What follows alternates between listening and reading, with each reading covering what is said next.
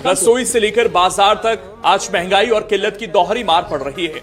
एक तरफ जहां आपकी जेब पर बोझ बढ़ा है, वहीं दूसरी तरफ अब गैस की किल्लत ने आम आदमी और कारोबारियों की रातों की नींद उड़ाकर रख दी है। पश्चिम एशिया में अमेरिका, इसराइल और ईरान के बीच छिड़े भीषण युद्ध की तपिश अब सीधे भारत के चूल्हों तक पहुंच गई है। वैश्विक ऊर्जा संकट के चलते देश में रसोई गैस के दामों में जोरदार उछाल आया, लेकिन मामला सिर्फ बढ़ी हुई कीमतों तक सीमित नहीं, अब तो संकट आपूर्ति पर खड़ा हो गया है। देश के कई बड़े शहरों में कॉमर्शियल गैस सिलेंडरों की सप्लाई पूरी तरह ठप हो गई है, जिससे होटल और रेस्टोरेंट कारोबार बंद होने की कगार पर पहुंच गए हैं। आखिर क्यों अचानक गैस की किल्लत पैदा हुई और सरकार ने बुकिंग को लेकर कौन से कड़े नियम लागू किए हैं, इस पूरी रिपोर्ट में हम आपको विस्तार से बताएंगे।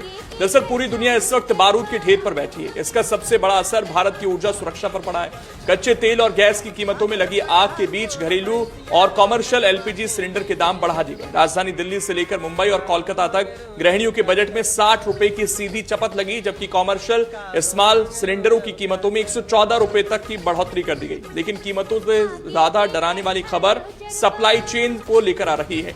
इंडियन ऑयल कॉर्पोरेशन समेत कई तेल कंपनियों ने कई राज्यों में कॉमर्शियल गैस सिलेंडर की सप्लाई पर अघोषित रोक लगा दी है। लखनऊ में रोजाना करीब 10,000 सिलेंडर की खपत है, लेकिन वहां प्लांट से भराई का काम ही बंद हो गया है। बेंगलुरु में तो हालात इतने खराब हैं कि होटल एसोसिएशन ने कल से शहर के तमाम होटल बंद रखने का ऐलान कर दिया है। इस संकट की सबसे बड़ी वजह है हॉर्मुज, जो दुनिया का सबसे अहम ऊर्जा मार्ग है।